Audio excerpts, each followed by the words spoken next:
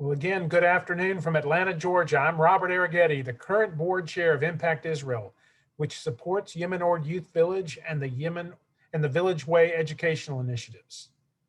Welcome to today's webinar. We have over 80 people with us today, and I want to thank you for joining us the day after the Israel elections. We are not a political organization, but we all care about impacting Israel, especially through education. Imminord remains a flagship model for residential education in Israel for at-risk youth. After a few months of orientation during the height of the pandemic, Boaz Schwartz became the director of Imminord Youth Village with an official start date on January 1st, 2021. He came to Imminord from a school in the DARCA network, and he'll spend a few minutes telling us about his personal and professional background, and then he'll talk about what comes next post-COVID. We'll also be joined by Susan Weigel, who many of you know. Susan's the deputy director of Imminord, and she will introduce us to Imminord graduate Lika, who will tell her story in a brief video. Lika will also be with us live for Q&A after the video. Everyone, please feel free to submit questions throughout the program. There's a Q&A function at the bottom of your screen. We will try to answer as many questions as we can during the Q&A session.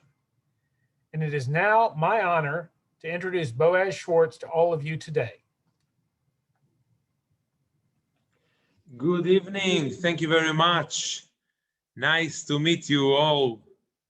Wow, I'm so excited to meet you. Imminord has been part of my life for the last 3 months.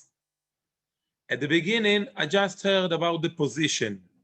Then I had gone through a tough selection process where I had 6 different interviews and tests.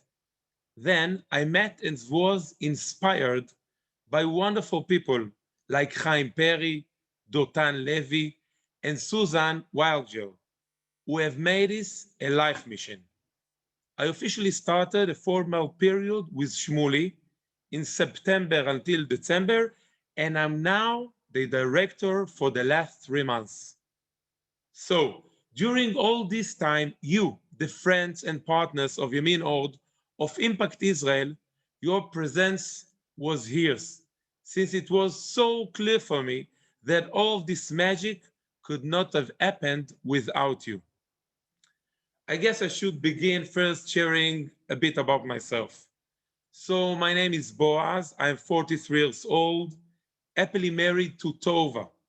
We have 5 lovely children from the ages of 5 to 15. I have a BA in economics and business administration with a teaching diploma and a master's in education administration and history. As for myself, I finished the army as a tank company commander after spending 6 years there. Today, I'm a battalion commander for tanks in the reserves. I hope that there will remain peace and quiet in the Golan Heights because this is the area for which I am responsible. During the service, I was privileged to command soldiers where I fell in love for the first time with the concept of leadership. I started my work in education 20 years ago at Project Nativ, teaching soldiers and families who wanted to go through the conversion process. My view is that anyone who sees himself as part of Am Israel and says, Amech Ami, your people are my people, is my brother. I see a huge mission to work with youth who came to this country and instead of feeling at home, feel left out. This is a key part of my mission in life, to let them know you are home. After working 4 years as a teacher at a school in Tiberias with a challenging population, we went to Antwerp, Belgium as shlichim, meeting the strengths and challenges of the Jewish community there opened for me a new chapter in my life. When we returned for Belgium, I became the principal of a community high school. The high school served 600 kids. It was co-ed and had both students with learning disabilities and those who were stronger academically. I was there for 7 years. As a part of the screening process for this position, I met with the Ministry of Education head for all village in Israel.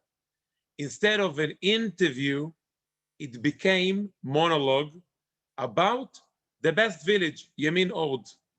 She spoke about how the village leads and had a methodology for all the village to follow. I waited for the moment when she would ask me questions, but she was really busy getting excited about the village until she barely had time to hear about me. 3 months ago, I was asked to give a lecture to officers at an army base. They asked me to speak about our ability to lead and change others. During the conversation, I spoke about Village Way. I was amazed to find that all of them knew the educational methodology of Village Way. Now that I've been the director, I can say that almost daily, I think to myself, how Imminord is a bit of a miracle. Not to say that we don't have so many challenges, which I will share with you, but on the whole, each element of Imminord is created to help transform the lives of the kids. And the more I understand the village, the more I see how true this is. Over these 3 months, there were lockdowns in Israel, but we managed to continue to work. We very much limited activities in public space, and the kids interacted only with the small groups with whom they slept, ate, and studied. We are glad to share that 90% of the teachers have received the vaccines. This, of course, will help us to get back to routine faster. This day, the greatest difficulty is dealing with the emotional and psychological impact of this time. The fears, the economic situation, unemployment, so many lockdowns has led to more violence and difficulties within our kids' families. The request for therapy at the village has increased in recent months, and so have the number of serious incidents we have to address. Fortunately, the kids sharing those problems with us. This means they trust us, and as a result, we can respond to them in a better way. One of the biggest challenges of this time has been the need to focus on so many logistical issues every day. But we must help our kids look ahead to their future. Right now, this is their opportunity to close gaps in order to stand on the front of the Israeli society. We are continuing to push the kids to work hard for their studies. We make sure that the Purim was celebrated in groups, and instead of a big Purim fair in the gym with everyone, we had different groups going at different times. So it took over 6 hours, but it was celebrated.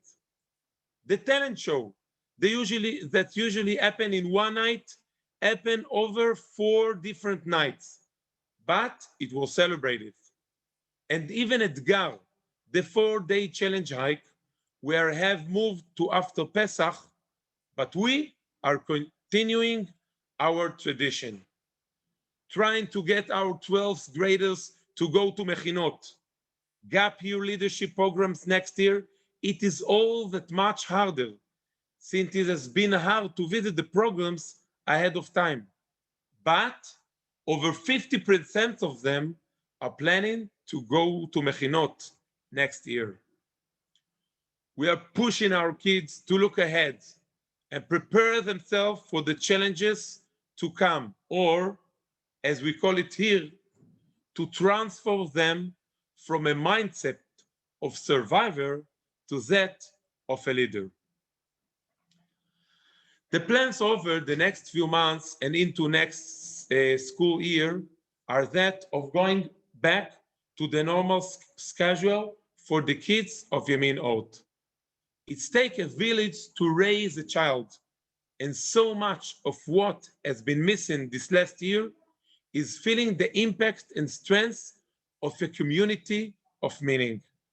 Our hope is that we are able to celebrate the upcoming holidays together, such as Holocaust Day, Memorial Day, and Independence Day. To have Shabbat together, to sing and light the candles together, to go back to sharing meal with each other. I look forward to continue the tradition of the village that I have only heard about, standing in front of the kids, giving them the weekly director talks. We look forward to sit together and watch performance of the Imminord band at the end of the newer drama club. We want to go back to creating a positive atmosphere of the sport getting back to normal with all of the kids together, like that of soccer, basketball, and working out in the gym. For next school year, we are planning to return to the regular schedule where kids learn according to their chosen tracks of interest. Communication, agriculture, robotics, electricity, chemistry, or computer science, which helps them to get into the intelligence unit. The Learning Center will continue, and during the summer, we will have an educational summer camp for the kids of the village. We also plan to continue with a new digital project which teach our kids basic computer skills, which is so important. We look forward to all the activities that will take place at our eco farm, which has grown in size over these last few years. We are planning to increase the Green Basket program, which sells the eco farm's vegetables, honey, and cheese to 150 customers. Lastly, we are planning to open a cooking space that will host workshops and seminars for our kids, teaching them how to cook healthy food, giving them chance to share their traditional food with friends, and to cook for needy people in the Tikkun Olam project. Now, I will hand it over to Susan to share more about our graduate. Thank you, and nice to meet you. Shalom. I saw the list of the participants and I wanted to give you, so many of you, hugs, so it's a virtual hug instead. And I'm so proud of Boaz. We really lucked out. Those of you who've been with us for years know that we really lucked out. So I just want to quickly touch upon two last areas. One of them is the Girls Empowerment Program. In the last 2 or 3 years, we realized that we weren't doing enough when it's coming to the young women in the village. And we started a program which includes different lectures with inspirational women, different activities, different programs, and mentoring with strong women in the area. We now had to stop part of that because of the pandemic. Our look to the future is to make sure that this remains now a structured, systematic part of the village. Finally, what the heart of the village, as so many of you know, is what happens with our graduates. The with you all the way element of the village way is just so much, so very, very, very important.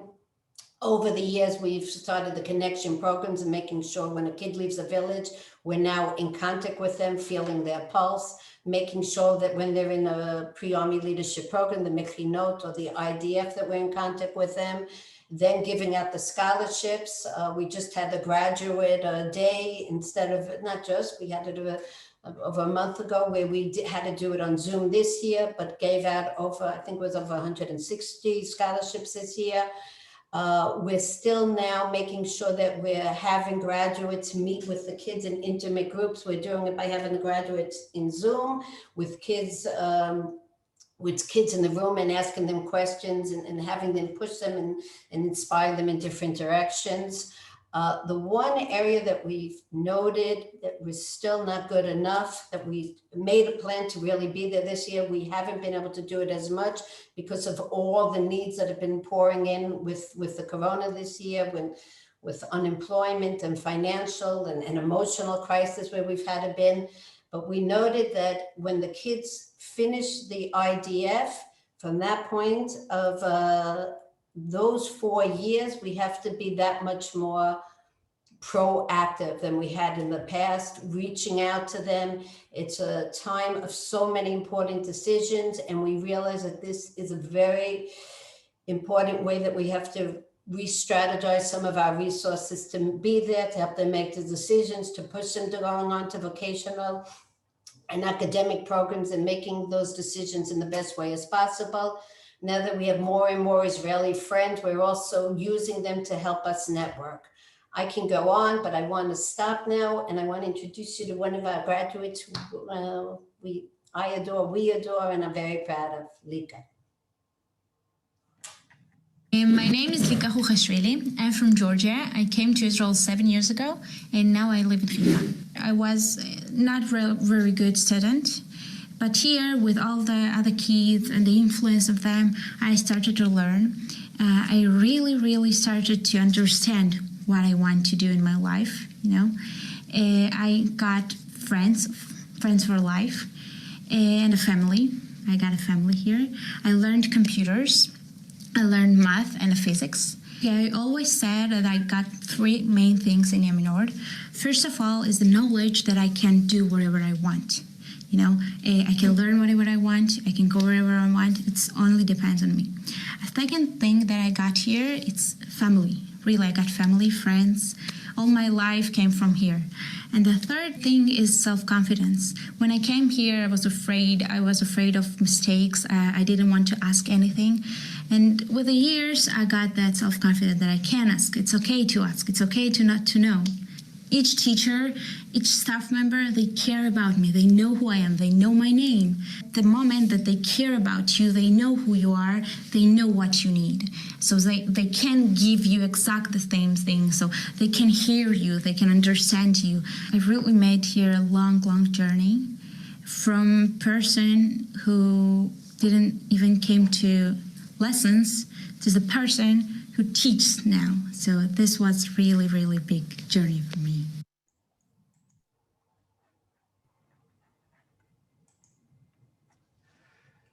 So thank you, Lika, Boaz, and Susan. By the way, I want everybody to know that Lika is actually working at the school, teaching some of the computer literacy programs that are being offered, including how to use a 3D printer. Now I'd like to open it up and invite the participants to ask any questions they may have. Please use your Q&A function. I think Karen has sent it out in the chat and want to remind you to use it. We have a couple.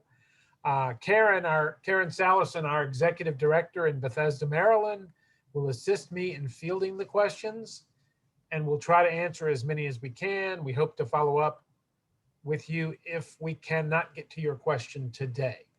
So I'm going to start off with the first question, and that's directed to Lika. Lika, can you tell us about maybe a special or favorite moment or experience in your own education at Imminord? Yeah, sure. I guess first thing that comes to my mind is that one evening I was feeling kind of moody. I was a teenager, so I was into drawing then. So I just grabbed my canvas, I grabbed my paint and went to draw somewhere. I just sat there and draw for a few hours. And I left my phone at my room, so I just lost track of the time. And when I when I looked around, it was already dark. So I just started worried and go back to my room. And I met my madrichan, my team leader, and she was in hysteric. She was crying. And I was like, what's happening? What's going on? I was worried that something happened. And as soon as she saw me, she was, you're okay. Nothing happened to you. And then I realized that it was already too late. It was around 11 o'clock in the evening. And I realized that I was late to Kibbutz, that's the sleeping time. And I realized that she was worried about me and she cried. And this was a person that I met 3 months ago, that I didn't know her. And yeah, at that moment, I understood that this is a place where even people who really don't know you yet, they already love you and they're trying to give you their best and they really, really care about you. So I guess this was the first really important moment for me at Imminord. Thank you, Lika. We have we have actually a few questions. The next one's to Boaz. Boaz, have you worked in other educational organizations? Having worked in other educational organizations, what is the unique value that Imminord has in comparison to those other places? What is the challenges for this time? No, the unique value. מה מיוחד בכפר? Okay. First, I have to say that the team here at Imminord is a big team, and it's new for me because we have teachers, educators, informal teachers, and people that help the kids with emotional problems and challenges. And the unique and the amazing here in Imminord, it's to take all of this team and to work with them together, to make it one level of team that work together, not just in the class, not just in the gym, not just inside the room when you are awake or going to sleep. We are working in the same language, with the same methodology, and this is so important, and it's really new for me. And I think that Imminord is leading all the youth village in Israel in this language. So, Boaz, another one for you. What do you see as your biggest challenge in the next couple of months? To go back to normal. I spoke about this, but we have really one mission, one big mission, to go back to the routine, but not just to go back, to make it better, because we are with all the lockdowns, we can't do all our wish, and now we need to go and help our kids to back to normal. I have to say, they have really a bad time here in Israel, in the families, in the lockdowns. We see that this Corona time made a big change in the kids that we are met. I talk about it, but we see it all the time, and we need to go back to a more normal life. Susan, there's a question from a friend of yours that's happy to see you again.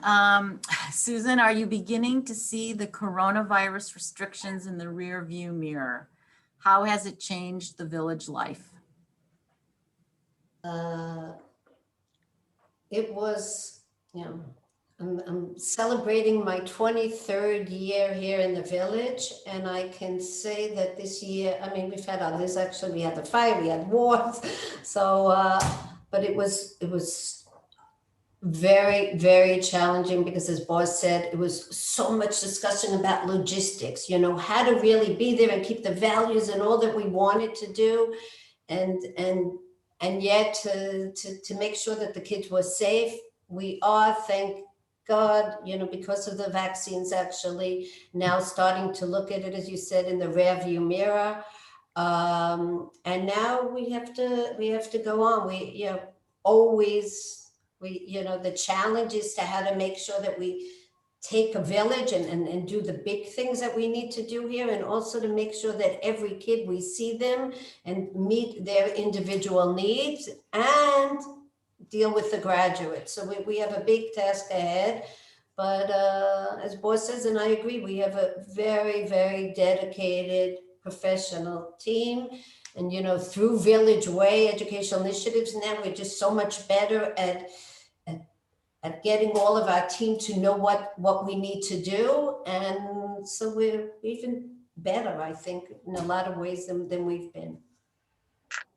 Thanks, Susan. Lika, someone just sent me something in a chat saying they would like to know, what are your hopes and dreams for the future? Okay. It's a little tricky question for me, because at this stage, I'm really finding myself. As you know, I'm teaching right now in Imminord. This gave me a huge place to, like, a year, almost year, to find myself. In the future, I want to continue to teach, to be an educator, maybe in a different field than I am right now. But yeah, education is the number one that I want to do, because I understand how the impact is huge from educators in Israel, and at our school, it's really, really important. So yeah, this is what I want to do in the future. And you're going to start Educator. studying. Lika, tell them about your studies. Okay. Yeah, sure. Right now, I'm starting the university, BA.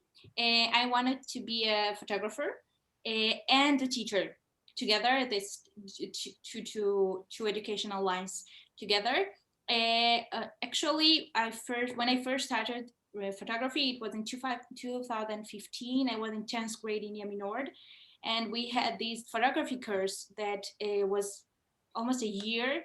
We learned everything from the basics, and from then I really felt that this was my thing. And then now I'm going for it. Yeah, we had a really good opportunity to learn, and we had an exhibition in Tel Aviv's one biggest museums, like small museums. But yeah, we had an exhibition of our own, and there were a lot of great photographers from all over the Israel. And this really gave me a hint to understand what I really want to do in the future, along with an education. Just love listening to you. Okay, we have another one. Hey, Jason. Jason Lazar has a question for Boaz. Boaz, you can probably see it, but the pandemic created so many new challenges for all of us, but it also created new opportunities for growth and change. I understand the desire to get back to normal, but what changes do you think you will be implementing as a result of the pandemic? So thank you very much for this question, because when I say to go back to normal, I think it's really not just go back to normal. I mean to renew, because it's really bring us a lot of opportunity, and we are going to use them. For example, I think just one example about the computers and how to teach our kids to use them, and our teachers also to use them. But more than this, I think that we understand that our children, our kids need to know how to learn by themselves. And they can do it alone. To be a self-learner, it's one of the biggest level to learn, to know how to use the computer and learn by yourself. And in the other hand, to work together as a team, to learn alone, but to work as a team. and the Corona made us to go through this methodology to learn alone and to do exercise together. And this is two examples to renew that I'm say to back to normal. I say to renew all the things that we are doing here. And just to add on that for a second, that also when it comes to the graduates, and you're so right, it's an opportunity has risen. Now, instead of just making the phone calls, because we can't go visit every graduate, we're trying to do the meetings more in Zoom, and then you have more of an intimacy. We started having groups or sessions of learning opportunities that we're opening up on WhatsApp with this. So there's, and the last element I would also say is that there was something that happened inside of the groups by the intimacy that was afforded during this time with the groups that we've been talking about with Boaz and the rest of the team is how to keep this and at the same time work on the whole village level. Thank you. Susan, this question's for you. What's going on in the way of new projects, construction, building? What do we have to look forward to when we come to Israel next? Well, you have a lot to look forward to. Thank God to a lot of you and a few of our partners also in England. We are building, I was going to point to it, but you can't see outside of this wall, but right behind me, over the viewpoint that you know, is we're building the auditorium. And thanks to the Azizis also. And it's going to be beautiful for all the kids of the village are going to be able to sit in there. It has the most amazing view because like we kind of like reaching out, looking over to the viewpoint. So it's really going to be wonderful and so needed. It's been a dream of ours for many years. And in addition, we're building 8 staff homes. That's also thanking to some of you here. In 2 buildings, and they have also the best view. There's already arguments going around the team of who's going to get to live there, but it's really, really important because as you guys know that the informal educators are the unsung heroes of Israel, and the fact that they're not big homes, but they're small homes, but with great view. And then when the kids come visit them and spend time with them on Shabbat, they get to look at the view. Anyhow, so you have a lot to see, and we want you here. Racheli's, those of you who've been here and met Racheli over the time, she can't wait to meet you. She's, anyhow, we'd love you to visit. I just really like to add a little thing. As well as when you come to Imminord, you will see that almost every kid in Imminord has 2 bags. Okay, one for their books and another for their computer. So yeah, I think this is great as well. Great. I just have one more question. So I encourage everybody to ask questions. I know Robert really wanted to surprise everybody and end this by 12:45 instead of 1. And I think we'll be able to reach that goal, Robert. But Boaz, here's a question for you. Yes. How do you keep staff morale up? How have you been keeping staff morale up during this time? So first we see the kids. So we are all the time enthusiastic because the kids it's so important because we see them and we very much love them. So this is the first thing. But second, we are all the time taking our team above and look all the picture, like a movie that you know that you're going to have a really good end to the movie, and now you're in the middle of the time. In the Corona time, we have really a lot of crisis, but when the team know that the end with the kids, when they will finish here, they will have a big change in their lives and they will succeed. So the team have a lot of passion because he's going to succeed with them. And this is my responsibility to take all the time the team and to put him above, to see all the picture We understand now it's very difficult, but we are going to make it. And it's amazing. We really have here a very good team that love this work and love the children.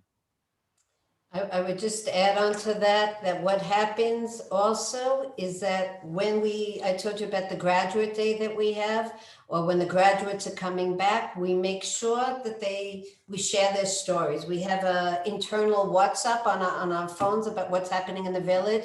And so often, you know, when we're at a wedding or when kids are coming back or the graduates are coming back, we're sharing with the rest of the team what's happening with them, because not all of them are in contact.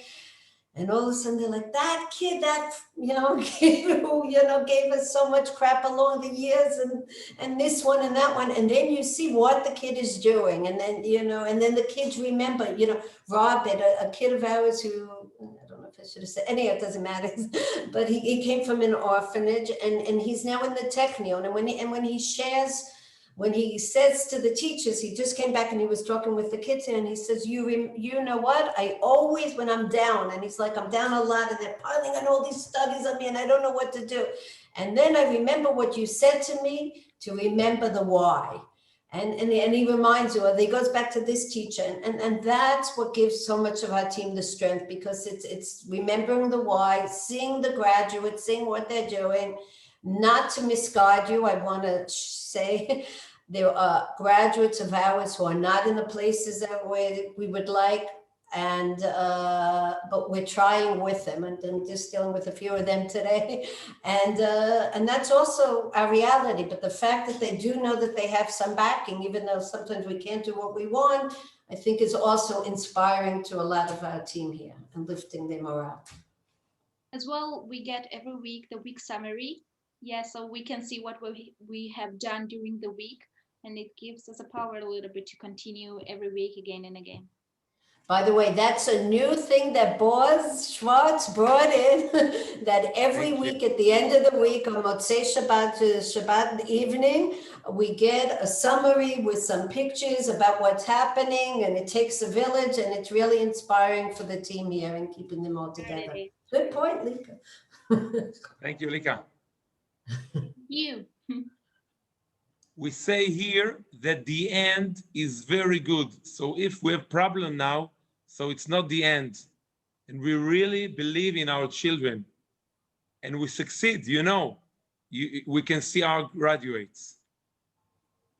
The other thing I want to say, we're not going into politics, even though, because that's a whole other session, but in our talks with the graduates, and so many of them, was the understanding that they have to vote, and that they have a voice, and that we need them, and we have graduates in this side and that side, and actually really the range of it.